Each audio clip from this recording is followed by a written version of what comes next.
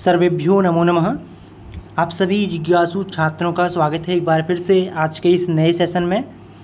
देखिए, यह जो आज की क्लास होने वाली है ये वेरी इम्पोर्टेंट है उन सभी स्टूडेंट्स के लिए, उन सभी साथियों के लिए जो भी अभी वर्तमान में किसी भी एंट्रेंस एग्ज़ाम की तैयारी कर रहे हों, वह शिक्षा शास्त्री का हो या एमए एंट्रेंस एग्ज़ाम हो, शास्त्री का हो या आईटेप जो बीएड अभी आया हुआ है, और साथ ही नेट जेआरएफ का या कोई भी अगर आप एग्ज़ाम की तैयारी कर रहे हैं जिस एग्ज़ाम के सिलेबस में आपकी वैदिक संहिता लगी हुई है, जहाँ पे भी वैदिक संहिता, वेद, आरण्यक, ब्राह्मण, उपनिषद इत्यादि यह सिलेबस में आपके अगर है तो उन सभी परीक्षाओं के लिए यह क्लास इम्पोर्टेंट है। और उतना हम ज़्यादा संक्षेप में नहीं जाएंगे, प्रयास करेंगे जो परीक्षा उपयोगी हमारे लिए चीज़ें होंगी उन सभी को हम कवर करेंगे, और साथ में कुछ क्वेश्चंस भी उनसे संबंधित कुछ महत्वपूर्ण क्वेश्चंस भी इस सेशन में आपको देखने को मिलेंगे जो कि अभी तक की परीक्षाओं में पूछे गए हैं। तो एक विशेष सेशन के साथ हम लोग आज का इस क्लास को हम स्टार्ट करने वाले हैं, और जल्दी ही और भी आने वाले कुछ दिन अभी आपकी परीक्षा के बचे हुए हैं। शिक्षा शास्त्री की जो भी तैयारी कर रहे हैं उनकी 27 मार्च को उनका एग्ज़ाम होने वाला है, और जो एमए जिन लोगों का एग्ज़ाम जिन्होंने देना है उनका है 30 मार्च को। तो अभी तक लगभग अच्छी खासी तैयारी आप लोगों की हो गई होगी। यहाँ पे एक जिन्होंने पहले से पढ़ लिया है उनके लिए तो अच्छा है, उनका रिवीजन हो जाएगा, और जो नहीं पढ़े हुए हैं उनके लिए भी बहुत अच्छा यह अवसर है, वह भी एक बार पूरा पढ़ लेंगे अच्छे से। तो क्वेश्चंस भी हम साथ में इसमें कर लेंगे। और क्लासेस देखिए, जितना भी आप नया पढ़ रहे हैं, पढ़ने के साथ में अभ्यास ज़रूरी है। थॉर्नडाइक का जो अभ्यास का सिद्धांत है उसको अपने अध्ययन में डेली यूज कीजिए। जितना पढ़ रहे हैं उसको अभ्यास ज़्यादा कीजिए। जो भी आपने पहले पढ़ा हुआ है स्टार्टिंग डेली अभ्यास से कीजिए। जितना रिवीजन करेंगे उतना अच्छा आपकी परीक्षा के लिए रहेगा। तो चलिए स्टार्ट करते हैं। तो एक भूमिका अगर मैं आपको बताऊं तो आज की इस क्लास में आपको देखने को मिलेगा। सबसे पहले हम जानेंगे कि वेद क्या है, वेद किसे कहते हैं और उसकी व्युत्पत्ति कैसे हुई है। उसके बाद फिर हम शाखा जो वेद की संहिता है उनके विषय में जानेंगे। शाखा के बाद फिर नेक्स्ट क्रम आता है ब्राह्मण का, सभी वेदों के ब्राह्मणों के विषय में जानेंगे। आरण्यक के विषय में जानेंगे, कौन कौन से आरण्यक किस वेद के हैं। और फिर हम उपनिषद सभी वेदों के तैयार कर लेंगे। और शिक्षा ग्रंथ और हमारे कल्प सूत्र जो है श्रौत, गृह्य, धर्म और शुल्ब सूत्र, इसको भी हम इसमें कंप्लीट करेंगे। और साथ में ही कुछ जो महत्वपूर्ण इस तरह के प्रश्न और भी एक्स्ट्रा में हैं उनको भी हम यहाँ पे देखने वाले हैं। तो यह सब चीज़ें आपको सरल रीति से, सरल माध्यम से मैं आपको बताने का प्रयास करूँगा अपनी ओर से। बाकी पूरी क्लास को आप अगर देखेंगे तो मैं आप सभी से कहना चाहूँगा एकदम क्लियरली आप समझ पाएंगे। तो चलिए स्टार्ट करते हैं। सबसे पहले देखिए, वेद शब्द क्या है, वेद शब्द का क्या अर्थ है। तो परीक्षा उपयोगी के हिसाब से मैं केवल आपको बताऊंगा, वरना देखिए वेद यह जो विषय है यह इतना विस्तृत है विषय है कि आप अगर 3 साल मतलब जीवन भर भी पढ़ेंगे ना तो तब भी आपको कुछ ना कुछ नया मिलते रहेगा। जितना प्रत्येक दिन उसी विषय को पढ़ेंगे तो फिर भी आपको लगेगा कि हाँ, कल मैंने जो पढ़ा था उसमें आज कुछ नया मुझे और मिला है। मतलब डेली कुछ ना कुछ नई चीज़ आप जान पाएंगे। तो ऐसे हमारे संस्कृत के शास्त्र हैं, संस्कृत के विषय हैं, और उसमें भी अगर वेद की बात करें तो वेद तो अपने आप में ही भगवान है। तो इसलिए केवल परीक्षा उपयोगी चीज़ें हम यहाँ पर ध्यान में रखेंगे। तो स्टार्ट करते हैं। देखिए, वेद शब्द का अर्थ क्या है। यद द्वारा धर्म अर्थ काम मोक्षादि पुरुषार्थ चतुष्टय से सिद्धि भवति स एव वेदः। तो जिसके द्वारा धर्म अर्थ काम मोक्ष आदि जो हमारे 4 पुरुषार्थ हैं, एक क्वेश्चन साथ में यहाँ पे और भी पूछा जाता है कि सबसे उत्तम पुरुषार्थ किसे कहा जाता है। 4 पुरुषार्थ हैं, धर्म, अर्थ, काम और मोक्ष। इनमें से भी सबसे उत्तम कौन सा है तो वह है हमारा मोक्ष। ठीक है, मोक्ष क्या है, सबसे उत्तम पुरुषार्थ इसको माना जाता है। जिसके द्वारा इन सभी पुरुषार्थों की सिद्धि होती है उसको हम वेद कहते हैं। और यह एक सामान्य बात है। और भी आपको परिभाषाएं आपस्तंभ सूत्र की साथ में, और जितने भी भाष्यकार हुए हैं सभी ने अपने अपने मत में परिभाषाएं दी हुई हैं। स्वामी दयानंद सरस्वती की परिभाषा आपको देखने को मिलेगी, और साथ में सायणाचार्य की परिभाषा एक प्रसिद्ध है, इष्ट प्राप्ति और अनिष्ट का जिससे परिहार होता है, इस चीज़ का जो हमें ज्ञान कराता है, इष्ट की प्राप्ति और अनिष्ट का परिहार। इसका जो ग्रंथ वेदयति स एव वेद, जिसके द्वारा हमें इसका ज्ञान होता है, बोध होता है, वह क्या है, वेद है।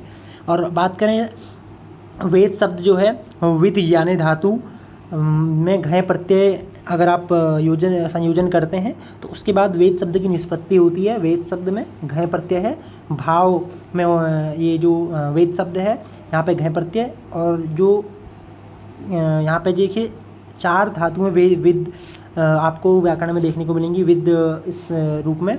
विद सत्तायाम जो कि दिवादिगणी धातु है, और विद ज्ञाने अदादिगणी धातु है, विद विचारणे रुदादिगणी धातु है, और विदली लाभे तुदादिगण की धातु है। तो वैसे तो हम चारों धातुओं के हिसाब से भी इसका अर्थ निकाल सकते हैं और निकलता भी है, हम प्रयोग भी करते हैं, बताने का प्रयास करते हैं। लेकिन अगर आपसे पूछा जाए कि मुख्य रूप से किस धातु का प्रयोग यहाँ पे वेद शब्द जो हम वेद अध्ययन कर रहे हैं उसमें अगर किस धातु का प्रयोग हुआ है तो वह है विद ज्ञाने धातु। ज्ञान राशि, ज्ञान का संग्रह, इस चीज़ का द्योतक क्या है? वेद है। तो विद ज्ञाने इसका यहाँ पे अदादिगणी धातु का प्रयोग इसका हुआ है। संस्कृत व्याकरण दृष्टया वेद शब्द से निष्पत्ति चतुर्भ्य धातुभ्य दर्शयितुम शक्यते। तो यह इतना आपको क्लियर हो गया होगा। तो यहाँ पे जो इम्पोर्टेंट था, वेद शब्द की निष्पत्ति कैसे होती है, घय प्रत्यय इसमें लगा हुआ है, और पुरुषार्थ कितने हैं, साथ में धातु कौन सी मुख्य रूप से इसमें प्रयोग करते हैं। तो ये पहली स्लाइड। नेक्स्ट स्लाइड देखिए, वैदिक वाङ्मय की एक दृष्टि। तो वैदिक वाङ्मय एक दृष्टि से हम लोग देख लेते हैं। ये सामान्य चीज़ें हैं और क्वेश्चन पूछे गए हैं यहाँ से। पिछले वर्षों के प्रश्न पत्र को अगर आपने देखा होगा, सॉल्व किया होगा, तो निसंकोच आपको वहाँ प्रश्न इससे मिले होंगे। तो 4 वेद हैं, आप जानते हैं, ऋग्वेद, यजुर्वेद, सामवेद, अथर्ववेद, जिनके अपने अपने आचार्य हैं, देवता हैं, ऋत्विक हैं, उपवेद हैं। तो एक ही साथ में हम तैयार कर लेते हैं। तो जो ऋग्वेद है इसके हैं पैल ऋषि, पैल आचार्य हैं। सबसे पहले जो है पैल जी के द्वारा यह वेद का अध्ययन किया गया था, इनको पढ़ाया गया था, इनको दिया गया था, इसके दृष्टा हैं ये। वैसे अगर बात करें वेदों का विभाजन किसने किया, तो महर्षि व्यास जी के द्वारा, वेद व्यास जी के द्वारा वेदों का विभाजन किया गया है। चतुर्धा जो 4 भागों में उन्होंने विभाजन इसका किया। प्राचीन काल में अगर हम देखें तो केवल एक ही पूरा वेद केवल एक ही था, और उसके बाद आगामी समय को देखते हुए उन्होंने देखा कि श्रुति जो परंपरा चली आ रही है वो आगे आने वाले समय में उसका विस्तार उतना एकदम क्लियरली नहीं हो पाएगा, आप वर्तमान में देख ही रहे। तो इसलिए फिर इनका लिखित रूप तैयार किया गया और 4 भागों में इसको बांटा गया। इनमें से जो प्रथम 3 वेद हैं, ऋग्वेद, यजुर्वेद और सामवेद, इनको वेदत्रयी की संज्ञा दी गई है। क्वेश्चन पूछा जाता है वेदत्रयी में कौन कौन से वेद आते हैं, तो ऋग्वेद, यजुर्वेद और सामवेद। अथर्ववेद हमारा वेदत्रयी में नहीं आता है, इसकी गणना इसमें नहीं होती है। देखिए अब आचार्य पैल हैं ऋग्वेद के, वैशंपायन हैं यजुर्वेद के, जैमिनी हैं सामवेद के, और सुमंतु हैं अथर्ववेद के आचार्य। आचार्य के बाद देवता, अग्नि देवता हैं ऋग्वेद के। अग्नि देखिए तैयार कर लीजिए, सभी को याद कर लीजिएगा आप इनको। पैल, वैशंपायन, जैमिनी, सुमंतु, ये हैं आचार्य। अग्नि, वायु, सूर्य और सोम, सूर्य आदित्य एक ही है। तो अग्नि ऋग्वेद, यजुर्वेद के वायु, आदित्य और आदित्य हैं सामवेद के, और अथर्ववेद के हैं सोम। तो ये चारों वेदों के देवता हो गए। उसके बाद ऋत्विक, बात करें ऋत्विक, ऋत्विक किसे कहते हैं, तो जो उस वेद के मंत्रों का अध्ययन करता है या उस वेद को का कार्य रूप में, जैसे यजुर्वेद के जो मंत्र हैं उनको जो कर्मकांड इत्यादि जो भी हमारे वहाँ घरों में होता है, या याग इत्यादि जो होते हैं, उनमें जो भी उसके मंत्रों का, यजुर्वेद के मंत्रों का वहाँ पे प्रयोग करेगा वो अध्वर्यु है, यानी कि जो भी उसको पढ़ता है वो क्या है, उस वेद का ऋत्विक है। होता है ऋग्वेद का ऋत्विक, यजुर्वेद का है अध्वर्यु, सामवेद का ऋत्विक है, इसको उद्गाता की संज्ञा दी गई है, और ब्रह्मा जो है ये अथर्ववेद के ऋत्विक हैं। और वैसे अगर आप आगे और तैयारी इसमें भी अंदर जाते हैं तो 16 प्रकार टोटल ऋत्विक के माने जाते हैं, ऋत्विक के हैं, जिसमें से देखिए 4 तो ये मुख्य होते हैं। इनमें भी फिर होता के साथ में 3 इसके सहायक होंगे ऋग्वेद के लिए, ऐसे यजुर्वेद के लिए, सामवेद के लिए और अथर्ववेद के लिए। तो टोटल मिला के 16 ऋत्विक की श्रेणी ऋत्विक हो जाते हैं। एक मुख्य ऋत्विक, इनके साथ में 3 सहायक हैं, मैत्रा, प्रतिप्रस्ताता, उन्नेता, इस तरह से 16 और आपको 4 के बाद और हमारे भी आपको 12 और देखने को मिलेंगे। तो मुख्य ये 4 हैं, ये आपको तैयार होने चाहिए। बात करें उपवेद की, तो उपवेद है ऋग्वेद का आयुर्वेद है, और यजुर्वेद का धनुर्वेद है उपवेद, सामवेद का है गांधर्ववेद, और अथर्ववेद का है सर्पवेद। देखिए यहाँ पे एक चीज़ और मैं आपको बताना चाहूँगा, जो अथर्ववेद है इसके उपवेद जो है ना, इसके आपको अन्य ग्रंथों में अगर आप देख रहे हैं तो वहाँ पे और भी नाम आपको दिखाई देते हैं, हम लोग पढ़ते हैं, अध्ययन करते हैं। तो इसमें आपको पिशाच वेद और असुर वेद, पुराण वेद, इतिहास वेद, ये भी आपको देखने को मिलेगा। तो ये हुए एक सामान्य दृष्टि है, ये वेद, उनके आचार्य कौन हैं, उनके देवता कौन हैं, उनके ऋत्विक कौन हैं, और उपवेद। तो इसको तैयार कर लीजिएगा, इसको याद कर लीजिएगा क्लियरली, आपके मन में ये होना चाहिए क्लियरली, बैठा होना चाहिए क्लियरली। क्वेश्चन यहाँ से 100% आएगा ही आएगा। और वैदिक जो संहिता है, यहाँ से हर किसी परीक्षा में प्रश्न आपको देखने को मिलेंगे ही। आप अगर एमए एंट्रेंस की बात करें तो 5 क्वेश्चन लगभग वहाँ आपको देखने को मिलेंगे। बीएड में भी 3 से 5 आपको देखने को मिलेंगे। लगभग पूरे जो वेद से लेके पूरे आरण्यक सब इत्यादि में मिला कर देखेंगे तो लगभग कम से कम 5 तो कम से कम रहेंगे, बाकी इससे ऊपर ही रहेंगे। इससे कम कभी भी प्रश्न आपको नहीं देखने को मिलेंगे। अब बात करते हैं 4 जो संहिताएँ हैं, ऋग्वेद, ऋग संहिता, यजुर्वेद संहिता, साम संहिता या अथर्व संहिता। देखिए संहिता कैसे कहते हैं, जो शाखा है ना, शाखा का ही नाम संहिता है, जहाँ पे मूल मंत्र लिखे हुए हैं। जो वेद है, वेद के मूल मंत्र जिस पुस्तक में लिखे हुए हैं, जिस ग्रंथ में लिखे हुए हैं, उसको उसकी शाखा या उसको संहिता कहते हैं। तो जो संहिताएं हैं, इन सभी संहिताओं का क्या कार्य है, ऋग्वेद का मुख्य रूप से क्या कार्य है, ऋग्वेद का क्या कार्य है, तो यहाँ से भी क्वेश्चन पूछा जाता है। ऋग संहितायाम स्तुतिपरक मंत्राणाम, जो ऋग्वेद की संहिता है, ऋग्वेद है, वहाँ पे देवताओं की स्तुति के लिए मंत्र, उसमें सूक्त इत्यादि आप लोग को देखने को मिलेंगे। तो ऋग्वेद क्या है, देवताओं की स्तुति के परक यहाँ पे मंत्र हैं। यजुर्वेद की जो संहिता है, इसमें आपको यज्ञ परक मंत्र दिखाई देंगे, जो कर्मकांड है, जो यज्ञ है, याग इत्यादि हैं, जिसमें आपने अश्वमेध याग, सौत्रामणि याग और इस तरह से और भी काफ़ी हमारे याग होते हैं, वाजपेय याग, राजसूय यज्ञ, इस तरह के काफ़ी यज्ञ हैं। तो इन सभी यज्ञों में यज्ञ जो होते हैं सब यजुर्वेद के अंतर्गत सम्मिलित हैं। साम संहितायाम गान परक मंत्राणाम, तो साम की जो सामवेद की संहिता है, इसमें गान से संबंधित मंत्र हैं। और इसी के साथ आपको एक चीज़ और मैं बताऊं, भगवान श्री कृष्ण जो है, उन्होंने वेदों में बताया कि मैं कौन हूँ, सामवेद हूँ। वेदों में मैं कौन हूँ, सामवेद। सामवेद को संज्ञा दी गई है कि जो श्रीमद् भगवद गीता है वहाँ पे बताया हुआ है। और अथर्व संहितायाम विविध मारण मोहन अभिचारण ब्रह्मपरक मंत्राणाम च संग्रह विद्यते। तो अथर्ववेद जो है, वहाँ पे आपको जो मारण मोहन, अभिचारण, ब्रह्मपरक इत्यादि मंत्रों का संग्रह देखने को मिलेगा। तो ये चारों वेद, उनमें उनका जो मुख्य विषय है, उनमें जो कार्य जो होता है, वो इसमें आपने देखा। यहाँ से क्वेश्चन पूछा भी जाता है। और एक चीज़ देखिए, साथ में नीचे लिखा हुआ है, दिस इज़ ऑल्सो इम्पोर्टेंट, अर्थात जो ऋग्वेद है वो है ज्ञान प्रधान, कर्म प्रधान है यजुर्वेद, उपासना प्रधान है सामवेद और ब्रह्म प्रधान है अथर्ववेद।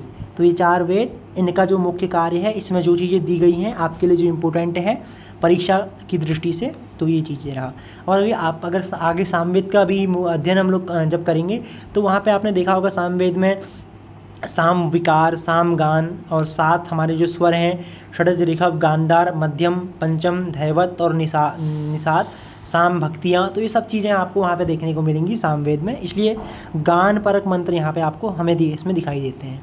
तो ये स्लाइड भी हमारी हो चुकी है। नेक्स्ट स्लाइड हम लोग अब देख लेते हैं। इसके बाद संहिता।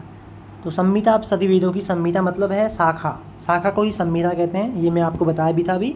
देखिए संहिता या शाखा में क्या होता है, केवल मंत्र लिखे होते हैं ना, उसकी व्याख्या इत्यादि कुछ नहीं होती है।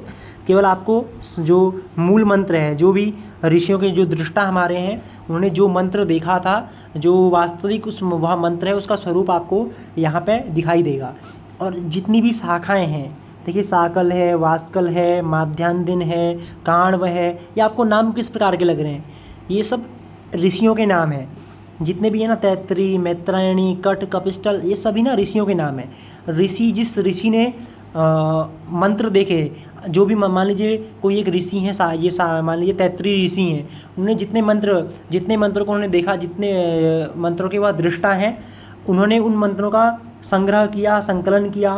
तो यहाँ पे संकलन किया, उन्होंने जो चीज़ लिखा उसी का नाम, जो उन्होंने देखे उसका नाम क्या, तैत्तरी। उतने जो मंत्र हैं वो तैत्तरी शाखा में तैत्तिर ऋषि के द्वारा दृष्ट हैं, उनके द्वारा देखे गए हैं, उनके द्वारा इनका संग्रह किया गया है, ये आप इसको कह सकते हैं। तो इसी तरह ये नाम है, बस सभी ऋषियों के नाम है, ये कुछ और चीज़ नहीं है, केवल ऋषियों के नाम है, जिस ऋषि ने फर्स्ट टाइम ये चीज़ें की हुई हैं। जैसे एक कॉपीराइट होता है, वो जो भी व्यक्ति जिस कार्य को अगर फर्स्ट टाइम कर रहा है तो वहाँ पे कॉपीराइट उसमें ले लेता है कि यह मैंने किया हुआ है, इसको और कोई भी आप अपना नहीं कह सकता है। कोई भी बुक लिखी जाती है तो ISBN नंबर उसका होता है। तो इस तरह की चीज़ें आपको देखने को मिलती हैं। तो यह सब भी वेद के जो शाखाएं हैं, संहिताएं हैं, वहाँ पे भी इसी तरह की एक प्रक्रिया है। अब संहिता, ऋग्वेद जो है, सबसे पहले ऋग्वेद की बात करते हैं। इसकी जो शाखाएँ हैं, मूल रूप से वर्तमान में जो उपलब्ध हैं वो केवल 2 ही शाखाएँ उपलब्ध हैं। साकल और वास्कल शाखा। और कहीं कहीं आपको दिखाई देंगी कि आश्वलायन, सांख्यायन और मांडुकायन। मूल रूप से ना जिनका अध्ययन वर्तमान में हो रहा है तो साकल और वास्कल का पूर्ण रूप से देखने को मिलता है। उतना तो अब इनका भी देखिए आप, ज़्यादातर यजुर्वेद का ही अध्ययन इस टाइम दिखाई दे रहा है और वेदों का अध्ययन धीरे धीरे कम होते जा रहा है। तो ये थोड़ा एक हमारे आने वाले समय के लिए उतना अच्छा ही नहीं है, ये शुभ हमारे लिए आने वाले के लिए अच्छा समय नहीं है ये इनका अध्ययन वेद का। अगर इतना हम अपने मूल ग्रंथों से इधर उधर जाएंगे तो ये हम आने वाला जो हमारी ये सांस्कृतिक विरासत है इसका संरक्षण अगर नहीं होगा तो धीरे धीरे विलुप्त हो जाएंगी। जैसे अभी आप देखिए सभी वेदों की शाखाएँ बताई हुई हैं पतंजलि जी के द्वारा, जिसमें ऋग्वेद की जो है उन्होंने ऋग्वेद की शाखा बताई थी एक विंशतिदा बाह्यम, इस तरह से वहाँ पे उन्होंने लिखा हुआ है। तो 21 शाखाएँ इन्होंने बताई हुई थी। और वर्तमान में कितनी है, 2 या 5, कहीं आपको 5 दिखाई देंगी, कहीं 2, मुख्य मूल रूप से 2 ही उपलब्ध हैं। तो साकल वास्कल जो अध्ययन में है तो 21 में से केवल 2 बची हुई हैं। तो आने वाला समय देखिए धीरे धीरे अध्ययन इनका कम हो रहा है तो और भी ये कम हो जाएंगी। तो ऐसा ये हमारे आने वाले भविष्य के लिए एक खतरे का निशान हम कह सकते हैं। ये हमारे जो ग्रंथ हैं इनका संरक्षण नहीं हो रहा है, इनका अध्ययन नहीं हो रहा है। तो 21 में से ये पतंजलि जी के द्वारा बताई गई हैं। ये भी क्वेश्चन पूछा जाता है पतंजलि जी के द्वारा कितनी बताई गई हैं। तो 21 शाखाओं में से साकल वास्कल मुख्य वर्तमान में उपलब्ध हैं। सभी शाखाओं का अगर नाम आपको पता होगा तो आप ब्राह्मण, आरण्यक, उपनिषद सब एक जैसे ही हैं, ज़्यादा कुछ डिफरेंस नहीं है। हल्का सा आप शांत मन से, शांत चित्त से, स्थिर चित्त से अगर कार्य करेंगे, सोचेंगे, उसको तैयार कर लेंगे, कभी कोई कन्फ्यूजन इसमें नहीं होगा। शुक्ल यजुर्वेद, तो देखिए 2 पार्ट आपको दिखाई देंगे यजुर्वेद के, शुक्ल और कृष्ण यजुर्वेद, जिसमें से ब्रह्म संप्रदाय का है कृष्ण यजुर्वेद। ठीक है, ब्रह्म खा यहाँ पे मैं ब्रॉ लिख देता हूँ, लिखा नहीं जा रहा है ये भी क्लियरली। तो ब्रह्म संप्रदाय का है कृष्ण यजुर्वेद और आदित्य संप्रदाय का हमारा शुक्ल यजुर्वेद है। और टोटल मिला के जो यजुर्वेद है इसकी पतंजलि जी के द्वारा 100 अध्वर्यु, तो 100 शाखाएँ उन्होंने बताई हुई थी, 100 अध्वर्यु। अब वर्तमान में जो उपलब्ध हैं इनमें शुक्ल यजुर्वेद की माध्यान्दिन और काण्व शाखा है। और माध्यान्दिन शाखा का उपनाम वात्सनेयी शाखा भी है, इसको वात्सनेयी भी हम लोग कहते हैं। और कृष्ण यजुर्वेद की तैत्तरीय, मैत्रायणी, कठ और कपिष्टल, ये 4 शाखाएँ कृष्ण यजुर्वेद की वर्तमान में अध्ययन में हैं और प्रचलित हैं, ये दिखाई देती हैं हमें। और यदि माध्यान्दिन शाखा जो है ये उत्तर भारत में है, इसका अध्ययन होता है। काण्व शाखा का दक्षिण भारत में मुख्य रूप से अधिकांशतः ये दिखाई देता है। आगे है सामवेद। सामवेद की जो है कौथुमीय, राणायनी और जैमिनीय, ये 3 शाखाएं वर्तमान में मुख्य रूप से हमें देखने को मिलती हैं, जो अध्ययन में अभी चल रही हैं।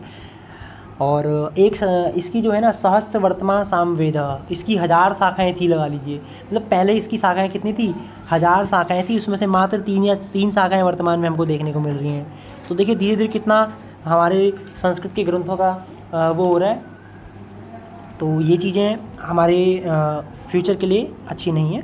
कौथुम, राणायनी और जैमिनी। लास्ट है अथर्ववेद।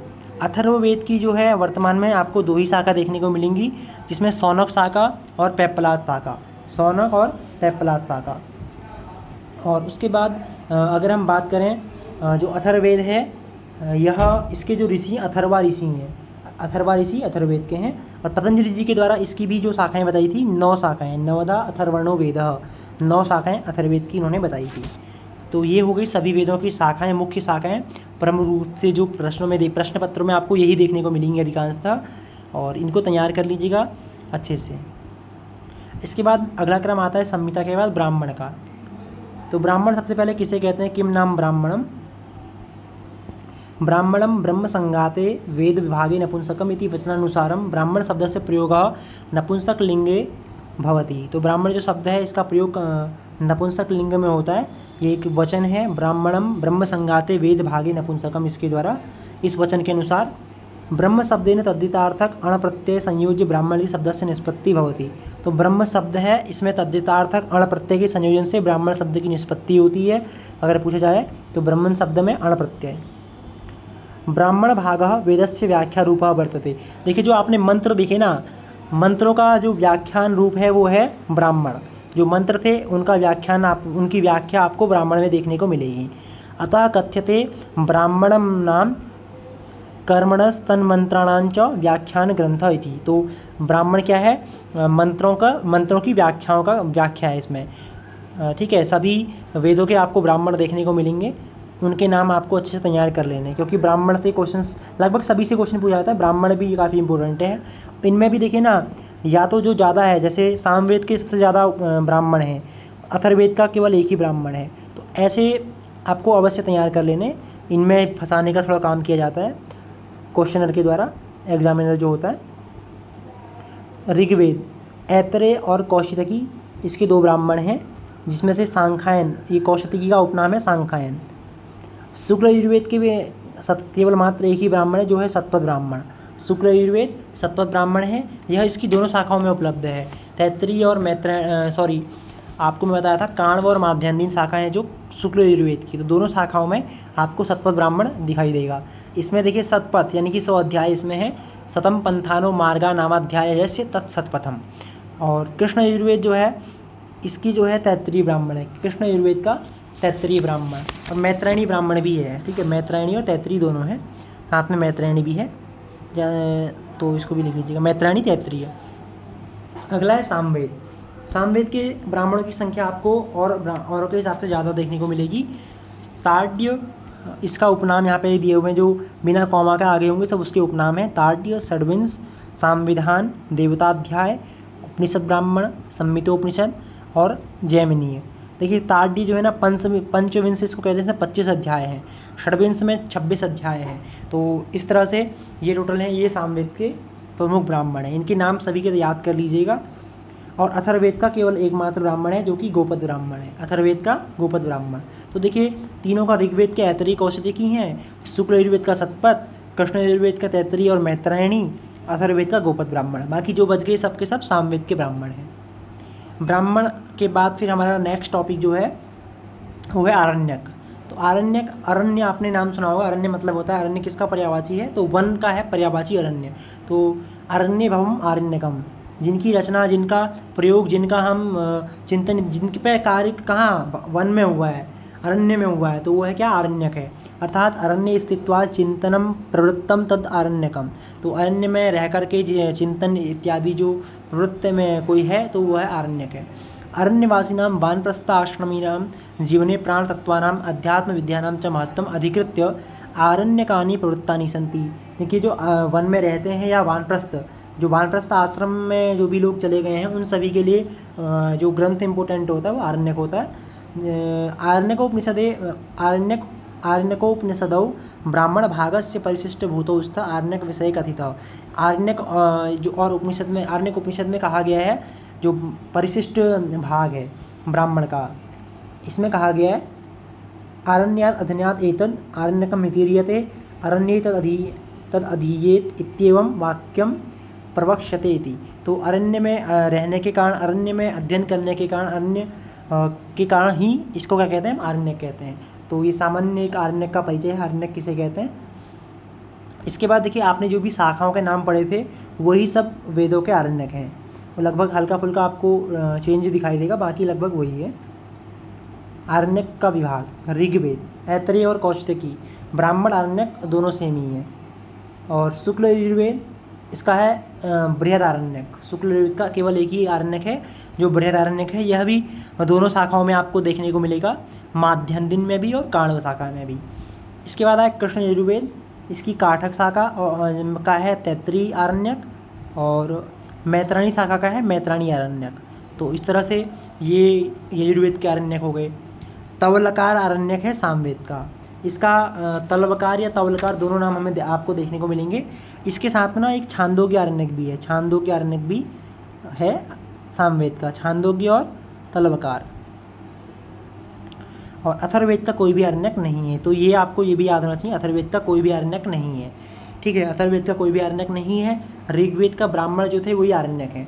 आरण्यक और ब्राह्मण में अंतर क्या है, तो देखिए जो वेद है, वेद के ही कुछ मंत्रों से मंत्र, देखिए जो ब्राह्मण अलग अलग है ना, तो ऐतरेय आरण्यक जो है ऐतरेय ऋषि के द्वारा, महिदास इनका उपनाम है, इनके द्वारा कुछ मंत्र, जो भी मंत्र इन्होंने जिस शाखा का इन्होंने अध्ययन किया होगा, उस शाखा के मंत्रों को लेके उनकी व्याख्या की होगी, वो ब्राह्मण में आ जाता है। और ऐसे ही कुछ उसके बाद जब ये वानप्रस्थ आश्रम, ये जब वन में रह के इन्होंने जो भी मंत्रों की, फिर वहाँ पे अरण्य के वानप्रस्थ आश्रम में जो लोग आएंगे उसके अनुसार जिन मंत्रों की व्याख्या की है वो आरण्यक में आ जाता है। तो इस तरह से ये आरण्यक और ब्राह्मण है। तो सभी के आपको आरण्यक भी तैयार हो गए होंगे। ऐतरेय कौशिकी हैं ऋग्वेद के, शुक्ल यजुर्वेद के बृहदारण्यक है, दोनों शाखाओं में उपलब्ध है। कृष्ण यजुर्वेद काठक शाखा में तैतरीय आरण्यक, मैत्रायणी शाखा का मैत्रायणी आरण्यक, और सामवेद का तवलकार या तवलकार और दूसरा छांदोग्य, इसके ही उपनाम है तवलकार या तलवकार, दोनों आपको दिखाई देगा। अथर्ववेद का कोई भी आरण्यक नहीं है। तो ब्राह्मण आरण्यक के बाद अगला है वेरी वेरी इंपॉर्टेंट उपनिषद। सर्वप्रथम किम नाम उपनिषद। उपनिषद शब्दे उपसर्ग सामीप्यार्थ नि उपसर्ग निश्चयार्थ। दो यहाँ पे उपसर्ग हैं, जिसमें से उपसर्ग है समीपता के अर्थ में है, उपसर्ग है समीपता के अर्थ में, और नि उपसर्ग है निश्चयार्थ, निश्चय के अर्थ में। सद धातु स्थिति सूचक, जो सद धातु है वो स्थिति सूचक है यहाँ पे। तत्व ज्ञानार्थम गुरो समीपे सविनयम स्थिति उपनिषद इति उच्यते। किसी भी तत्व के, किसी गूढ़ रहस्य के जानने के लिए, तत्व ज्ञान के लिए गुरु के पास में रहना, गुरु के पास जाना, गुरु के पास सविनय हमारी स्थिति को हम उपनिषद कहते हैं। उपनिषद इति उच्यते। उपनि उपसर्ग द्वय पूर्वकात विसरण गति अवसाधनार्थकात। जो धातु है सद धातु, इसका जो अर्थ है वो विस्तरण गति अवसाधन, ये तीन अर्थों में यह धातु का प्रयोग हम लोग करते हैं। सदलिर विसरण गति अवसाधनेषु, यह जो धातु है, दो उपसर्ग यहाँ पे उप और नि उपसर्ग और क्विप प्रत्यय, इसमें संयोजन करके उपनिषद शब्द की निष्पत्ति होती है। या संसार बीज भूताम अविद्याम नाशयति, यया ब्रह्म प्राप्ति ब्रह्म ज्ञानम वा भवति, यया च मानवः सर्वेभ्यः दुःखेभ्यः मुक्तः भवति, सा उपनिषद इति उच्यते। उपनिषद किसे कहते हैं तो बताया गया है कि संसार में जो अविद्या का नाश करता है, जिसके द्वारा हमें ज्ञान होता है कि विद्या क्या है, अविद्या क्या है, ये ज्ञान हमें होता है। ब्रह्म की प्राप्ति जिससे हमें होती है, ब्रह्म ज्ञान जिससे होता है, मानव के सभी दुख, मानव जो है सभी दुखों से मुक्त हो जाता है। अंतिम जो लक्ष्य है ज्ञान की प्राप्ति, मोक्ष की प्राप्ति जो हमें होती है, वो उपनिषद का मुख्य लक्ष्य है। मुख्य उपनिषद में उस चीज़ के बारे में हमें बताया गया है। ये रहा उपनिषद का एक सामान्य परिचय।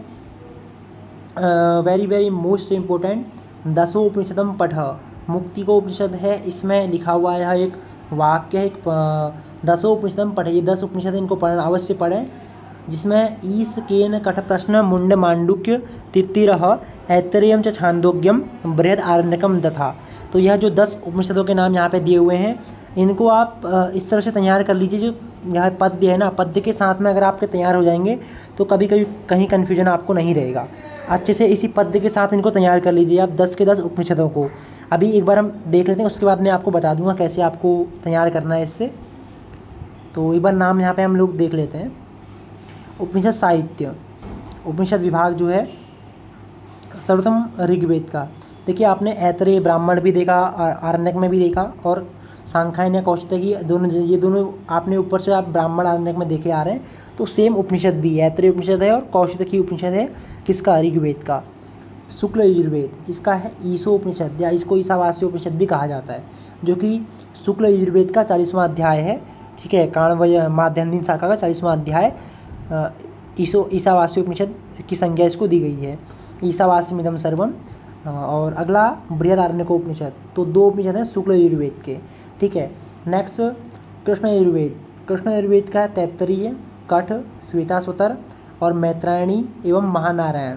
तो यह जो उपनिषद है, देखिए शाखाओं का ही नाम यहाँ पे आपको दिखाई दे रहा होगा, तैत्तरीय शाखा, कठ शाखा और मैत्रायणी शाखा, ये सब शाखाओं से संबंधित उपनिषद होते हैं। उसके ही कुछ मंत्रों की यहाँ व्याख्या की हुई होती है, उनका कुछ क्लियरली ब्रह्म तत्व की प्राप्ति में के बारे में उसमें कैसे क्या बताया, वो चीज़ें इसमें विशिष्ट रूप से दी होती हैं। तो तैत्तरीय, कठ, श्वेताश्वतर और मैत्रायणी एवं महानारायण, ये सब हैं कृष्ण यजुर्वेद के उपनिषद। सामवेद की केवल 2 उपनिषद प्राप्त हैं मुख्य रूप से। वैसे तो 108 उपनिषदों की संख्या बताई हुई है, और इससे ज़्यादा भी आपको देखने को मिलेगी, 200, कहीं 200 के आसपास भी देखने को मिलते हैं। इनमें से कुछ ये 10 तो वेरी वेरी इंपॉर्टेंट है, ये नाम आपको क्लियर होने चाहिए। छांदोग्य और केनोपनिषद दोनों सामवेद के उपनिषद हैं। अथर्ववेद के प्रश्न, मुंडक और मांडुक्य, ये 3 उपनिषद हैं अथर्ववेद के, प्रश्नोपनिषद, मुंडकोपनिषद एवं मांडुक्य उपनिषद। तो ये प्रमुख उपनिषद हैं। अब एक बार हम जो आपने ऊपर पद्य देखा था उसके माध्यम से इनको घटा लेते हैं, उसमें तैयार कर लेते हैं। इस तरह अगर आप तैयार करेंगे तो कभी भी आप भूलेंगे नहीं, ये मैं आपको 100% कह सकता हूँ। ईश केन कठ प्रश्न मुंड मांडुक्य तित्तिरः ऐत्रेयम च छांदोग्यम बृहदारण्यकम तथा। सबसे पहले देखिए ईश से ईशावास्य उपनिषद किसका है? शुक्ल यजुर्वेद का। केनोपनिषद अभी मैंने आपको बताया था 2 ही उपनिषद है, छांदोग्य और केन, किसके हैं? सामवेद का, यह है सामवेद का। कठ उपनिषद, कठ शाखा है किसकी? कृष्ण यजुर्वेद की, तो किसका हुआ? कृष्ण यजुर्वेद का, यानी कि यजुर्वेद का। प्रश्न मुंड और मांडुक्य ये 3 के 3 किसके हैं? अथर्ववेद के, ठीक है, ये 3 के 3 है अथर्ववेद के हैं, प्रश्न मुंड और मांडुक्य। और लास्ट तित्तिरः, जो तैत्तिरीय शाखा है उसके ऋषि तित्तिर ऋषि हैं, और उपनिषद भी क्या है? तैत्तिरीयोपनिषद, ये है कृष्ण यजुर्वेद का। ये भी ऐत्रेय उपनिषद, ऐत्रेय और कौशिकी 2 उपनिषद किसके हैं? ऋग्वेद के हैं, ठीक है, ऋग्वेद के हैं। और छांदोग्यम ये किसका है? केन और छांदोग्य हैं सामवेद के। और बृहदारण्यक किसका था? शुक्ल यजुर्वेद का। तो इस तरह से ये जो मुख्य उपनिषद के नाम यहाँ पे, इन उपनिषदों में आपको भगवत पाद श्री शंकराचार्य जी का भी भाष्य देखने को मिलेगा। एक ईशादी 10 उपनिषद करके गीता प्रेस की पुस्तक आती है, तो वह भी काफ़ी अच्छी पुस्तक है, उसको आप उसका अध्ययन कर सकते हैं विस्तृत और विस्तार से इनके विषय में जानने के लिए। तो यह उपनिषद कैसे तैयार करें, उपनिषद को कैसे पढ़ें, तो ये क्लियरली इसको तैयार कर लीजिए। हमेशा आपका कभी कहीं कोई क्वेश्चन गलत नहीं होगा उपनिषद के परिचय से संबंधित। और अगर बात करें ना, वैसे तो देखिए उपनिषदों का भी फिर आप अगर जितना डीप जाएंगे ना उतना मैटर आपको इसमें मिल जाएगा। ईशावास्य उपनिषद में ये किस में विभक्त है, कितने इसमें मंत्र हैं, क्या इसमें बताया गया है, ये भी आपको पता होना चाहिए। वैसे डीपली अगर हम नॉलेज की बात करें या डीप अंदर और जाएँ तो ये इतना हम यहाँ पर नहीं कर रहे हैं। इसके लिए आगे नेक्स्ट टाइम कभी क्लासेस, अगर हम आगे नेट JRF की कोई क्लासेस अगर प्रयास करेंगे, आगे ये चीज़ें होंगी तो उनमें आपको मिलेगा ये चीज़ें भी।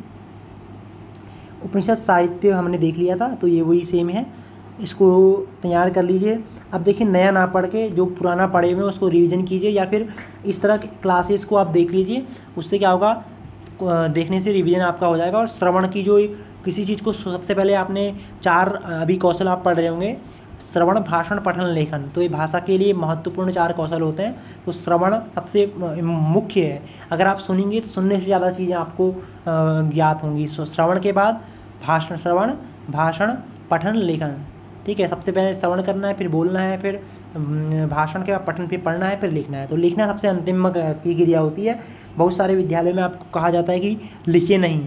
संस्कृत संवादशाला अगर कोई आप अध्ययन करने जाएँ, संस्कृत के शिविर करें, तो वहाँ पे भी आपको ये चीज़ें बोली जाती हैं कि आपको जो भी बताया जा रहा है उसको लिखिए मत, केवल सुनिए। सुन के जल्दी आप सीख जाएंगे।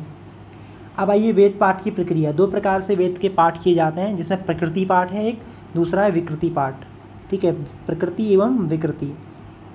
प्रकृति में क्या होता है, सामान्य रूप से जैसा मंत्र होता है क्रम से ही उसका हम लोग पाठ करते हैं, जो मंत्र मूल मंत्र होता है। तो इसमें प्रकृति पाठ के अंतर्गत संहिता पाठ, पद पाठ और क्रम पाठ है। तो थोड़ा सा आगे पीछे करके मंत्र को मूल के हिसाब से उसको ज़्यादा तोड़ा नहीं जाता है इसमें प्रकृति पाठ में। तो 3 प्रकृति पाठ के भेद हैं, संहिता पाठ, पद पाठ और क्रम पाठ। ये बताने का मुख्य आशय है, यहाँ से क्वेश्चन पूछे गए हैं। तो अगला है विकृति पाठ का नाम विकृति। तो जटा माला शिखा रेखा जो दंडो रथो घनः अष्टो विकृतयः प्रोक्ता क्रम पूर्वा महर्षि भी। महर्षियों के द्वारा क्रम से यह उक्त हैं क्या, विकृति पाठ बताए हुए हैं। जटा, माला, शिखा, रेखा, ध्वज, दंड, रथ और घन, ये 8 प्रकार हैं विकृति पाठ के, आपको तैयार होने चाहिए। और इसमें क्या होता है, मंत्र को आगे पीछे करके मंत्र का उच्चारण किया जाता है। मूल मंत्र को क्या परिवर्तित करके यहाँ पे मंत्र का उच्चारण हम लोग करते हैं। आगे कभी समय मिलेगा तो ये चीज़ें भी आपको बताई जाएंगी। उसके बाद देखिए वेद का अपर नाम, यहाँ से भी क्वेश्चन आपको मैंने देखा क्वेश्चन पिछली बार पूछा गया है। जो वेद है इसके अपर नाम और क्या क्या नाम से हम वेद को जानते हैं। वेदः, श्रुति, श्रवण परंपरा, निगमः, छंदः, आम्नायः, स्वाध्यायः इत्यादि। तो यह सब वेद के ही अपर नाम हैं। जो वेद है, वेद के लिए श्रुति, निगम, छंद, आम्नाय, स्वाध्याय, इन शब्दों का भी प्रयोग हमें देखने को मिलता है। विकल्प में पूछा भी जाता है ऐसा क्वेश्चन। तो ये वेद के अपर नाम। इसके बाद देखिए देवता, देवो दानात् दीपनात् वा। तो देवता प्रसन्न कैसे होते हैं, दान करने के द्वारा या फिर आप उनका अर्चन कीजिए, दीपनात् वा। तो देवता सबसे पहले यहाँ पे 2 प्रकार से प्रश्न बनते हैं। एक तो कितने प्रकार के देवता हैं और उनकी श्रेणी क्या क्या है, और दूसरा है जो पृथ्वी स्थानीय, अंतरिक्ष स्थानीय और द्यू स्थानीय देवता हैं, कौन सा देवता किस किस कैटेगरी में आता है, किस श्रेणी में आता है, तो ये ऋग्वेद के अनुसार त्रयस्त्रिंशत् देवता सन्ति। समाज में एक रूढ़िबद्ध धारणा भी हमें देखने को मिलती है कि 33 करोड़ कोटि देवी देवता हैं, 33 करोड़ देवी देवता हैं, तो इस तरह की चीज़ें देखने को मिलती हैं। तो मुख्य रूप से जो देवता हैं उनकी संख्या जो बताई गई है ऋग्वेद में 33 प्रकार के 33 प्रकार के देवता हैं। उन्होंने कहा बताया क्या बताया हुआ है, 33 देवता हैं, जिसमें 8 वसु हैं, ठीक है, 8 और उसके बाद 11 रुद्र हैं। तो 8 और 11 हमारा हो जाएगा 19, उसके 19 हो गया, यानी कि 9 10। अनंतरम द्वादश आदित्याः, तो 12 सूर्य हैं। द्वादश आदित्य आपने नाम सुना है, तो 12 सूर्य हो जाएंगे और इंद्र और प्रजापति। तो 12 और हमारा ये हुआ था 19, 9 10 में द्वादश अगर हम जोड़ लेते हैं तो हमारा 31 यहाँ पे हो जाएगा, ठीक है। 31 के बाद 2 और है इंद्र और प्रजापति। तो टोटल मिला के गणना अगर हम करें तो ये 33 देवता यहाँ पे हो जाएंगे। तो 8 वसु, 11 रुद्र, 12 आदित्य और इंद्र एवं प्रजापति। तो कुल मिला के 33 देवताओं के प्रकार हैं। इनमें भी जो वैदिक देवता हैं उनमें यहाँ पे दिए हुए अग्नि, सविता, विष्णु, इंद्र, रुद्र, बृहस्पति, अश्विनौ यानी कि अश्विनी और कुमार दोनों, वरुण, उषा, सोमः च सन्ति। तो ये सब वैदिक देवता हैं। इनमें जो यहाँ पर अग्नि, सविता, विष्णु, इंद्र, रुद्र, बृहस्पति, अश्विनौ, वरुणः, उषा, सोमः, एते सर्वे वैदिक देवताः वर्तन्ते। अनन्तरं इदानीं पृथ्वी स्थानी देवता, जो पृथ्वी स्थान, ये जो देवता हैं इनका मुख्य इनका वास कहाँ पे है माना गया, पृथ्वी में। पृथिव्याम एतेषां वासः मन्यते। अत्र अग्नि, सोम, बृहस्पति, त्वष्टा, प्रजापति, अदिति, दिति इत्यादि एते सर्वे पृथ्वी स्थानी, पृथ्वी की जो पृथ्वी में हम लोग रहते हैं ना, वहीं पे इनका स्थान माना जाता है। इसको एक मन में रखने की या याद करने की हल्की सी मैं ट्रिक आपको बताता हूँ। इस तरह से आप इसको, मतलब क्या है, वैसे तो आप याद कर लें सबसे बेटर है, नहीं तो एक छोटी सी इस तरह से आप तैयार कर सकते हैं इसको। देखिए अग्नि कहाँ प्रज्वलित करते हैं, तो अपने हम पृथ्वी में हम लोग कोई भी कार्य करते हैं तो अग्नि का प्रज्वलन करते हैं। सोम और बृहस्पति, आपने जो दिनों की हम गणना करते हैं, सोमवार, बृहस्पतिवार, मंगलवार जो भी हैं, तो इसमें सोम भी आता है, बृहस्पति भी आता है, तो ये भी पृथ्वी में हम लोग इनकी गणना करते हैं। तो ऐसे आप तैयार कर सकते हैं।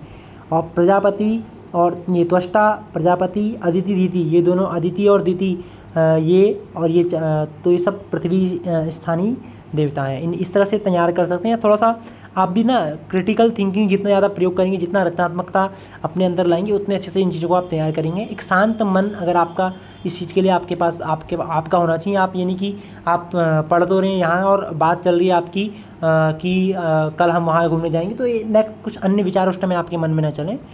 उसके बाद अंतरिक्ष स्थानीय देवता, इंद्र, देखिए इंद्रलोक में मातरिश्वा और रुद्रलोक में मरुद्गण जो है, पर्जन्य बादल, आप यानी कि आकाश, आयुर्बुद्धि, ये सब है अंतरिक्ष स्थानीय। तो अंतरिक्ष से संबंधित थोड़ा सा मन में अगर लगाएंगे अंतरिक्ष में ये कहाँ होगा, तो ये अंतरिक्ष में होगा। इस तरह से सोच के इसको कर सकते हैं आप।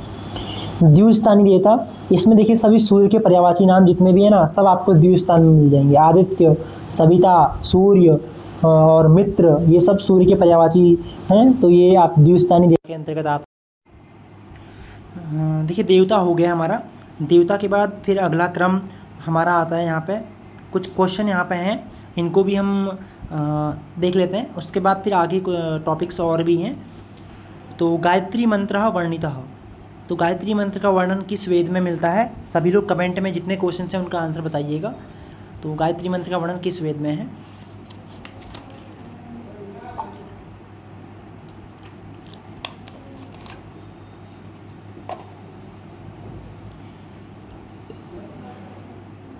आंसर इसका है ऋग्वेद में। ऋग्वेद में गायत्री मंत्र का वर्णन है। Answer option number first. अनंतरम वेदा अपौरुषेयाः इति स्वीकुर्वन्ति, तो वेद हैं जो यह अपौरुषेय हैं, यह कौन स्वीकार करता है? बौद्धाः, चार्वाकः, जैन, मीमांसकाः। देखिए ये तीनों क्या है, नास्तिक दर्शन है। तो स्वाभाविक है ये लोग वेद को क्या बोलेंगे, वेद को मानते ही नहीं है। ये वेद नास्तिकों, वेद निंदकों, ये वेद की निंदा करते हैं, ठीक है। वेद में जिनकी आस्था है वो है आस्तिक, वेदे और साथ में जिनकी आस्था नहीं है वो है नास्तिक। मीमांसा योग है, मीमांसा के ये आस्तिक दर्शन है और यही वेद को अपौरुषेय मानते हैं। किसी भी पुरुष के द्वारा वेद की रचना नहीं की गई है, इसका मतलब है। अग्रिम प्रश्न है, आपको 2 सूचियाँ यहाँ पे दी हुई हैं, इनका आपको सुमेलन करना है। ऋग्वेद, सामवेद, अथर्ववेद और यजुर्वेद, ब्राह्मण आपको ग्रंथ दिए हुए हैं। अच्छा क्वेश्चन है यहाँ, आप वो वीडियो को पॉज करके इसका आंसर दीजिएगा, उसके बाद फिर आंसर इसका क्लियरली देखिएगा। तो मैं आपको आंसर, क्योंकि जल्दी आपको मैं बता दूंगा तो आप क्लियरली नहीं पढ़ पाएंगे। ऋग्वेद, तो ऋग्वेद का है ऐतरेय। सामवेद का मैं आपको बताया हूँ सबसे ज़्यादा ब्राह्मण सामवेद के 25 ब्राह्मण है।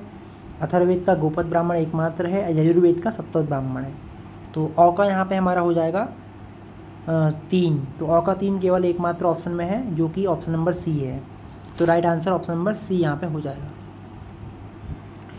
यहाँ पे देखिए ब्राह्मण के बारे में दिया हुआ है थोड़ा सा, इसको भी हम देख लेते हैं। वैसे मैं आपको बता दिया हूँ, वही चीज़ इसमें भी है। ऋग्वेद के ब्राह्मण कौन कौन से हैं और यजुर्वेद के कौन है, सामवेद के कौन है, सब वही दिया हुआ है। तो ऋग्वेद के हैं ऐत्रेय और कौशितकी। यजुर्वेद के ब्राह्मण, शुक्ल यजुर्वेद में क्या है, केवल एकमात्र ब्राह्मण सतपथ ब्राह्मण। कृष्ण यजुर्वेद में तैत्तरीय एवं मैत्रायणी 2 हैं ब्राह्मण। और सामवेद के 8 ब्राह्मण प्राप्त होते हैं, तार्डिविंस या इसको षड्विंश भी या पंचविंश भी कहते हैं। तार्डी कोई विंश या पंचविंश भी कहते हैं। षड्विंश, सामविधान, आर्षे, देवत, उपनिषद, संहितोपनिषद, वंश, ये 8 ब्राह्मण हैं सामवेद के। अथर्ववेद का केवल एकमात्र ब्राह्मण है, जो कि है गोपद ब्राह्मण। तो इस तरह से ये सभी वेदों के ब्राह्मण हो गए। आगे, होता कस्य वेदस्य मंत्र ही देवानाम आवाहनम करोति। तो जो होता है यह ऋत्विक है, मैंने आपको बताया था। यह किस वेद के मंत्रों से देवताओं का आवाहन करता है, ये आपको बताना है आंसर।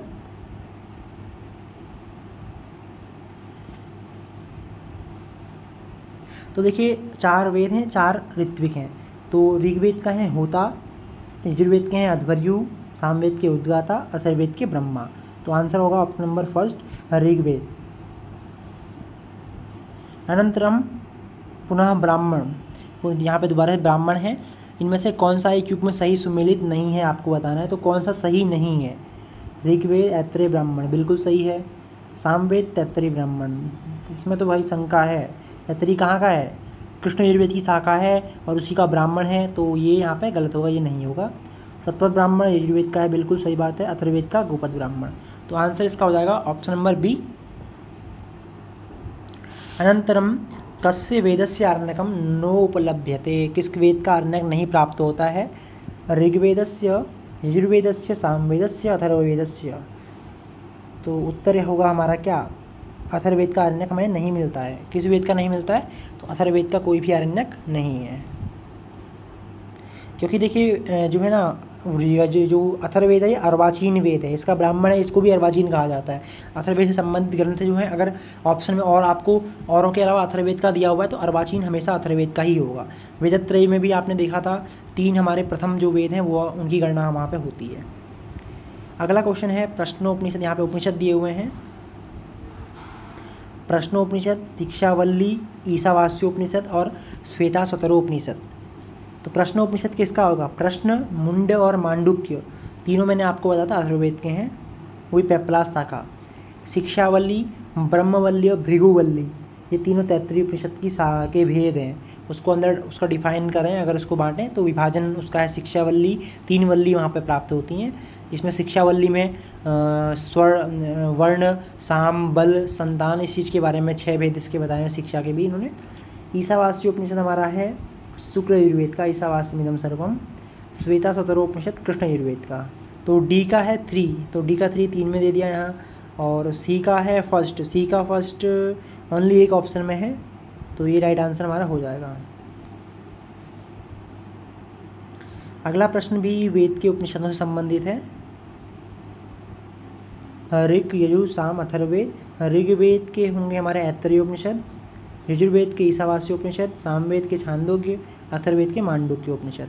देखिए आपने अगर अच्छे से एक बार देख लिया ना, तो ये क्वेश्चन आपके लिए एकदम कहें तो कुछ भी नहीं है, एकदम हलवा है, ऐसा हम कह सकते हैं इसको। ऐसा इस तरह के क्वेश्चन हो जाते हैं, बहुत सरल है, ज़्यादा हार्ड नहीं है। बस एक बार याद कर लीजिए, लाइफ टाइम जब तक आपने पढ़ना है हमेशा आपके काम आएगा। तो कौ का है हमारा डी, तो ओनली ऑप्शन अगर एक ही में होता है तो फिर संशय हमें होना ही नहीं चाहिए। तो राइट आंसर सीधे हमारा ऑप्शन नंबर फर्स्ट। अग्रिम प्रश्न है देवता इंद्रो अस्ति। तो इंद्र देवता कौन सी श्रेणी के देवता हैं? पृथ्वी स्थानी कौन से स्थान के हैं? पृथ्वी में वास करते हैं, अंतरिक्ष में है, द्यू में है या पाताल में?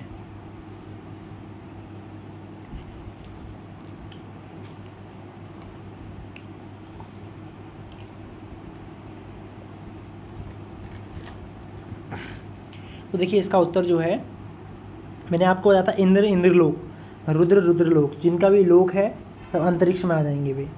ठीक है, जितने भी लोक वाले हैं सब अंतरिक्ष में आ जाएंगे। पृथ्वी स्थानी में आपको अग्नि, सोम और बृहस्पति, उसके बाद दिति, अदिति, ये सब आपको मिलेंगे पृथ्वी स्थानी में, त्वष्टा। इसके अलावा अंतरिक्ष स्थानी में रुद्र, इंद्र और मातरिस्वा, मरुद्गण, ये सब आपको अंतरिक्ष स्थानी में। द्यू स्थानी जो हैं जितने भी सूर्य के पर्यायवाची हैं, सविता, सूर्य और आदित्य, ये सब जो हैं द्यू स्थान के देवता हैं। अग्रिम प्रश्न है, देखिए प्रश्न नहीं है आप, हाँ प्रश्न ही आप कह सकते हैं, दिस इज़ वेरी इंपॉर्टेंट, क्योंकि यहाँ से भी एक क्वेश्चन पूछा जाता है कि वेद के कितने अंग हैं, इनमें भी क्रम क्या है इसका, ये भी पूछा गया क्वेश्चन है। और उसके अलावा जो यह वेद के अंग हैं, इनको किस अंग को किस चीज़ की संज्ञा दी गई है। जैसे एक मानव है, उसके लिए क्या है, उसके पास अगर कोई भी अगर अंग से विकार है, जैसे अक्षणा कारणः, आपने तृतीया विभक्ति में यह पढ़ा होगा कारक में, तो जो आँख से अंधा है तो क्या वह अपने आप में परिपूर्ण है? तो नहीं है, वो कार्य को अपना कभी भी वो आत्मनिर्भर नहीं हो सकता है, चीज़ों को खुद से नहीं कर पाएगा। तो इसलिए इसी प्रकार से वेद के अंग जो हैं, बिना वेद के अंगों को जाने या पढ़े या समझे आप वेद के अध्ययन में या वेद में निपुण या वेद के एक प्रसिद्ध आचार्य नहीं बन सकते हैं। तो जब तक आपकी रुचि या आपकी पकड़ इन सभी वेदांगों में नहीं है, बिना वेद के अंगों को जाने वेद आप नहीं पढ़ पाएंगे अच्छे से। तो कौन कौन से वे अंग हैं? शिक्षा, कल्पो, व्याकरणम, निरुक्तम, छंदसाम चयः, ज्योतिषामयनम चैव वेदांगानि षडेवतु। ये 6 अंग हैं वेद के। इनमें भी देखिए आपको नीचे जो यहाँ पे दिया हुआ है ना, शिक्षा, कल्प, व्याकरण, निरुक्त, छंद और ज्योतिष, ये क्रम से ही यहाँ पे दिया हुआ है, इसको तैयार कर लीजिएगा। शिक्षा, कल्प, व्याकरण, निरुक्त, छंद, ज्योतिष, ये क्रम अगर पूछा जाता है वेदांगों का क्रम क्या है, तो यही एक क्रम है, शिक्षा, फिर कल्प, फिर व्याकरण, फिर निरुक्त, फिर छंद और फिर अंतिम में ज्योतिष। छंदः पादौ तु वेदस्य, हस्तौ कल्पोत पठ्यते, ज्योतिषामयनं चक्षु निरुक्तं श्रोत्रमुच्यते, शिक्षा घ्राणं तु वेदस्य, मुखं व्याकरणं स्मृतं, तस्मात् सांगमधीत्येव ब्रह्मलोके महीयते। ब्रह्मलोक की अगर आपको प्राप्ति करनी है ना, तो तब भी अगर केवल आप इन सभी को एक साथ सांगमधीत्येव, इन सबका साथ में अध्ययन करते हैं तो आपको प्राप्ति हो जाएगी। छंद जो है इसको पाद की संज्ञा दी गई है वेद का, हस्त की संज्ञा कल्प को दी गई है, ज्योतिष को नयन की संज्ञा, निरुक्त जो है उसको चक्षु नहीं, ज्योतिष को चक्षु की, निरुक्त को श्रोत्र की संज्ञा निरुक्त को दी है। शिक्षा घ्राणम, शिक्षा क्या है? नासिका, घ्राणम, वेदस्य मुखम किम, व्याकरणम मुखम। तो इस तरह प्रमुख संज्ञाएं हैं, यहाँ से भी प्रश्न आपको दिखाई देता है। देखिए एक चीज़ और साथ में आपको बताऊँ, जो क्वेश्चन होगा ना वो केवल आपको एक ही नहीं देगा कि यहाँ पे पाद क्या है वेद का, इसमें ऑप्शन आपको दे दिए, ऐसा क्वेश्चन नहीं होगा। आपको 4 विकल्प होंगे, 4 आपके उत्तर के विकल्प होंगे, आपको मिलाना होगा या उनको उसमें कोई गलत बताना होगा। कन्फ्यूजेबल क्वेश्चन आपको दिया जाएगा, या फिर अभिकथन और कारण में हो सकता है। तो इस तरह से उसको कितने आप ना कर पाएँ, आप उसको छोड़ दें या गलत करना, इस तरह से बनाया जाता है क्वेश्चन को। तो अगर आप अच्छे से सब कुछ पढ़े होंगे तो कभी भी आपका गलत नहीं होगा। तुक्का मारना या केवल आपको बस हल्का सा पता है हाँ ये है, ऊपर से आपने देख लिया तो तब भी कंफ्यूज हो जाएंगे वहाँ पे। तो ऐसी तैयारी अगर तैयारी कर रहे हैं तो अच्छे से आप एक बार तैयारी कीजिए। आगे शिक्षा विभाग, तो सभी वेदों के अपने अपने शिक्षा ग्रंथ हैं, तो इसको भी हम एक बार देख लेते हैं। तो शिक्षा में क्या होता है ना, आपको बताऊं तो सभी वेद के जो मंत्र हैं उनका उच्चारण कैसे करना है, स्वर के बारे में, व्यंजन के बारे में और उदात्त अनुदात्त स्वरी जो भी चीज़ें हैं इन सब के बारे में उसके शिक्षा ग्रंथ में उसके मंत्रों के विषय में बताया जाता है। ऋग्वेद, इसके प्रमुख जो हैं ये सब यहाँ पे दिए हुए हैं। इनमें भी पाणिनीय शिक्षा वेरी वेरी इंपॉर्टेंट है, जो ज़्यादातर क्वेश्चन में पूछा जाता है। शिशिरीय, शौनक, पाणिनीय, स्वरांग और स्वर व्यंजन, ये सब ऋग्वेद के शिक्षा ग्रंथ हैं, जिनमें से 100 वाले 2 हैं और ये 100 वाले 3 हैं, स्वरांग, स्वर व्यंजन। तो 4 देखिए 100 वाले हैं, आपको मिल जाएंगे। यहाँ पे 2 सकारों का प्रयोग किया गया। शिशिरी शौनक, साथ में स्वरांग और स्वरव्यंजन, और पाणिनि शिक्षा, ये सब ऋग्वेद के शिक्षा ग्रंथ हैं। यजुर्वेद के शिक्षा ग्रंथ, जिसमें शुक्ल यजुर्वेद और कृष्ण यजुर्वेद 2 भाग हैं।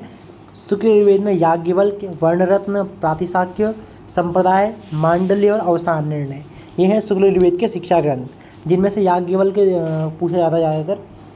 कृष्ण यजुर्वेद चारायणी, भारद्वाज और व्यास, सर्वसम्मत, पाली शिक्षा, कौंडिन्य, तो ये जो भी टिक लगा रहा हूँ ज़्यादा इंपॉर्टेंट है, यहाँ से क्वेश्चन ज़्यादा देखने को मिलते हैं।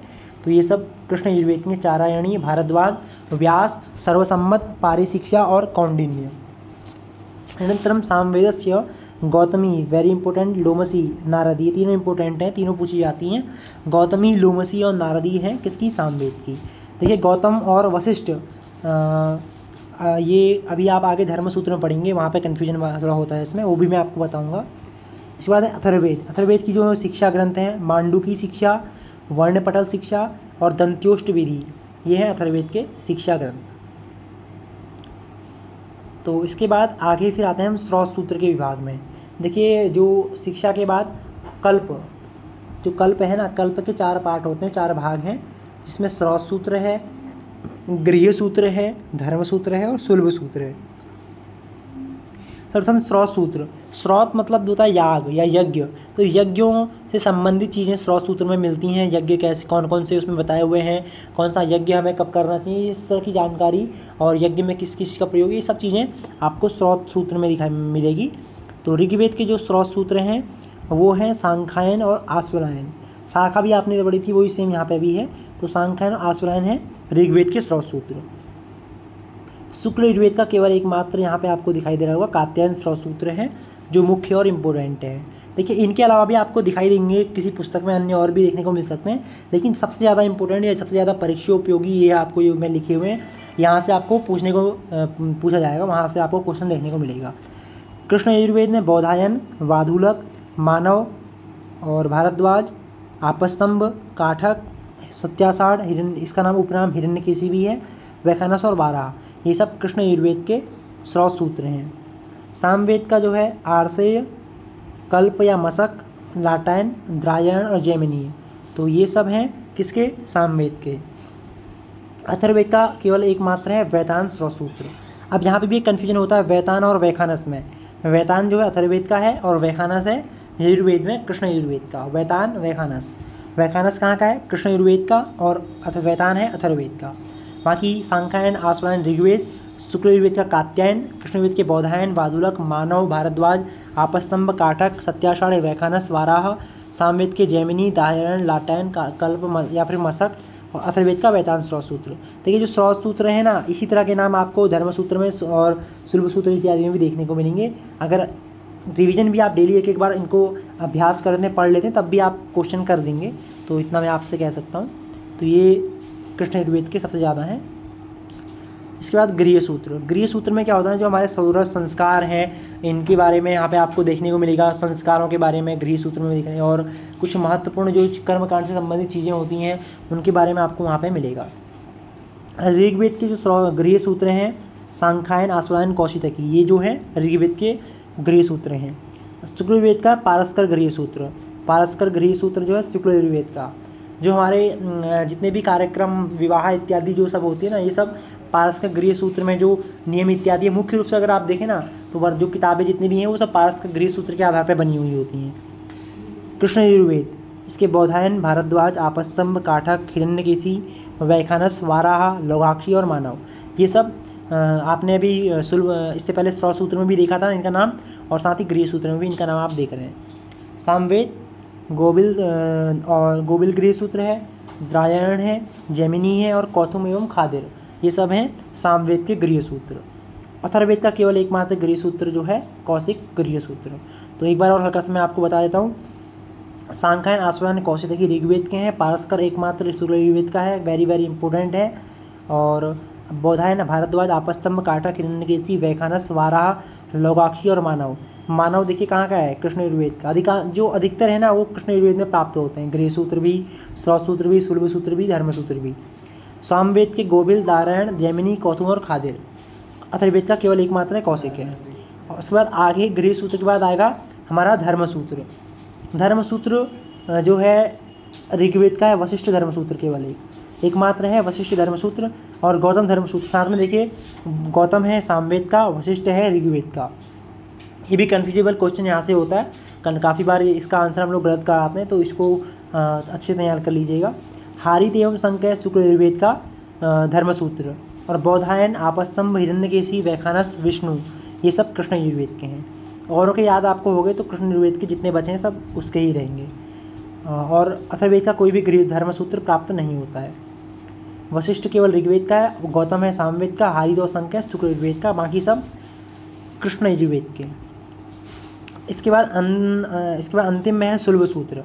देखिए सुलभ सूत्र क्या है, तो जो हमारी वेद, जो हमारे याग होते हैं, यज्ञ इत्यादि होते हैं, सोमयाग और अश्वमेध याग इत्यादि, जो सौत्रावणी याग, ये सब होते हैं, इनमें जो वेदी बनती है, आवनी अग्नि, दक्षिणाग्नि और प्रोडास, अष्टकपाल, ये सब जो भी चीज़ें होती हैं, इनका निर्माण किस आधार पे होगा। जो हमारी मेखला है, मेखला किसकी होगी, और हम जो भी चीज़ प्रयोग करते हैं यज्ञ में, जितना भी सामग्री हम प्रयोग करते हैं वो किस प्रकार की होगी, उस सब का जो लिखित रूप में प्रमाण आपको मिलेगा वो सुलभ सूत्र में प्राप्त होगा।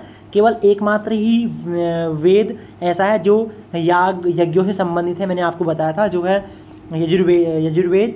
तो केवल सुलभ सूत्र आपको यजुर्वेद के ही प्राप्त होंगे। देखिए औरों के किसी के भी प्राप्त नहीं है, केवल यजुर्वेद के सुलभ सूत्र प्राप्त होते हैं। उसमें भी शुक्ल यजुर्वेद का कात्यायन सुलभ सूत्र है, और कृष्ण यजुर्वेद का बौधायन, आपस्तंभ एवं मानव, ये तीनों गृह सूत्र भी थे, धर्म सूत्र भी थे, और साथ ही में आपको सुलभ सूत्र में भी आपको देखने को मिल रहे हैं। तो ये कृष्ण यजुर्वेद के सुलभ सूत्र हैं। सुलभ सूत्र किसे कहते हैं वो भी मैंने आपको बताया। ठीक है, ये हो गए सुलभ सूत्र। ये 4 प्रकार के सूत्र हैं, सभी इंपॉर्टेंट हैं, क्वेश्चन सभी से पूछा जाता है। ठीक है, तो यहाँ तक कुछ महत्वपूर्ण टॉपिक्स थे जो मैंने आपको बताए। इसके बाद एक चीज़ यहाँ पे अभी इसमें लिखना रह गया था, तो उसको मैं आपको एक खाली स्लाइड में यहाँ पे बता देता हूँ। 4 जो हमारे वेद हैं, इसमें मंत्रों की संख्या क्या है। वैसे तो देखिए सभी वेद की शाखाएं जितनी हैं, सभी शाखाओं के में मंत्रों का विभाग बताया हुआ है, तो जो प्रमुख है वो मैं आपको यहाँ पे बता देता हूँ। सबसे पहले ऋग्वेद। तो ऋग्वेद जो है, ऋग्वेद में जो मंत्रों की संख्या बताई गई है, टोटल 10,580 मंत्र यहाँ पे हैं, 10,580। उसके बाद है यजुर्वेद। यजुर्वेद में भी शुक्ल यजुर्वेद और कृष्ण यजुर्वेद दोनों अलग अलग हैं, आपको पता है। इसमें से जो हमारा माध्यान्हीन शाखा है शुक्ल यजुर्वेद की, वहाँ पे 40 अध्याय हैं और 1975 मंत्र हैं। ठीक है, 1975 मंत्र हैं, 40 अध्याय उसमें हैं।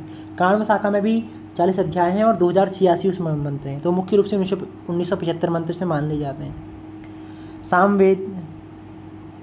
सामवेद जो है ये गान में भी इसका विभाजन हुआ है, और गान के अलावा जो है सामान्य मंत्र भी इसमें हमें मिलते हैं। और 4 प्रकार से इसका गान होता है, ग्राम, ग्राम्य, आरण्य, ऊह और ऊह्य। 4 प्रकार से सामवेद के मंत्रों का गान किया जाता है।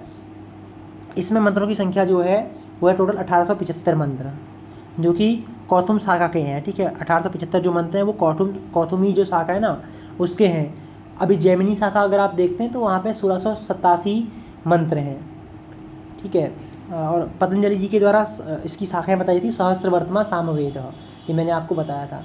और इसी के साथ में एक प्रश्न आप सभी के लिए मैं यहाँ पे कमेंट में आपको आंसर देना है। जो सामवेद है इसमें ऋग्वेद के कितने मंत्र हैं, ऋग्वेद से कितने मंत्र सामवेद में लिए गए हैं, इसका आंसर सभी लोग कमेंट बॉक्स में इसका आंसर बताइएगा। अंतिम जो वेद है वो है अथर्ववेद।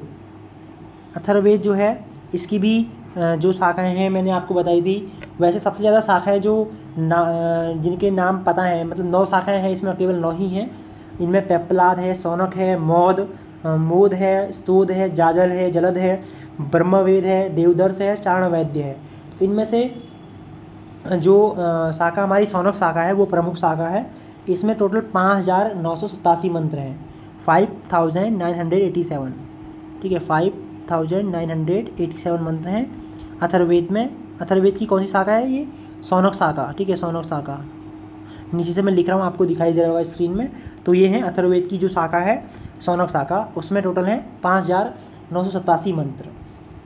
ये प्रमुख 4 वेदों के मंत्र मैंने आपको बताए। और अभी शाखाओं के हिसाब से देखेंगे ना तो सभी शाखाओं में अलग अलग मंत्रों का विभाजन हमें देखने को मिलता है। तो वो अभी ज़्यादा हम उतना डीप अभी यहाँ पे नहीं जाते हैं। बाकी इसके अलावा और जो वेद है ना, वेद से थोड़ा इम्पोर्टेंट चीज़ें और भी कुछ हैं, जिसमें से अगर आप देखेंगे ऋग्वेद है तो उसका मंडलों में विभाजन है, 10 मंडल हैं और 8 अष्टक उसमें हैं। तो ये चीज़ें आप लोग एक बार देख लीजिएगा। मैं भी समय अगर मिलेगा तो नेक्स्ट वीडियो जो हमारी होगी वहाँ पे इसको मैं बता दूंगा। और क्वेश्चंस आपसे जो उपनिषद हैं, उपनिषद में जो प्रमुख वाक्य हैं, जो प्रमुख सूक्त है आप कह सकते हैं, वहाँ से भी क्वेश्चन पूछे जाते हैं, जिसमें विद्या मृतमस्नुते कहाँ का है, तो ईशावास्य उपनिषद का है। और उत्तिष्ठ जागृत प्राप्य वरण निबोधत, तो ये कठोपनिषद का है। तो यहाँ से भी क्वेश्चंस देखने को मिलते हैं। इसको भी मैं प्रयास करूँगा आगे की कोई क्लास अगर इस तरह की होगी तो वहाँ पे मैं करा दूँगा। और सत्यमेव जयते, अयम आत्मा ब्रह्मचार जो महावाक्य हैं, चारों वेदों के उपनिषद से लिए गए हैं, तो ये भी आपके लिए इम्पोर्टेंट है। तो ये वैदिक जो वाङ्मय है, वैदिक परिचय था। एक सामान्य रूप में परीक्षा उपयोगी जो है वो केवल चीज़ें मैंने यहाँ पे संकलित की थी। थोड़ा यह वीडियो ना ऑलरेडी एक बार बन गया था, तो उसमें ऑडियो की समस्या के कारण दोबारा इसको बनाना पड़ा है, तो इसलिए थोड़ा आपको लेट में यहाँ मिल रहा है, वरना एक दिन पहले आपको ये प्राप्त हो जाता। तो आगे अब मैं प्रयास करूँगा कि जल्दी जल्दी, क्योंकि परीक्षा नज़दीक है, तो कुछ वीडियोज़ और इस तरह की इम्पोर्टेंट सभी से शिक्षा शास्त्री के लिए भी और एमए इत्यादि की जो भी तैयारी करें सभी के लिए आपको उपलब्ध मैं करा पाऊँ। तो आशा करता हूँ कि जितना आपको बताया गया वो आप अच्छे से समझ पाए होंगे।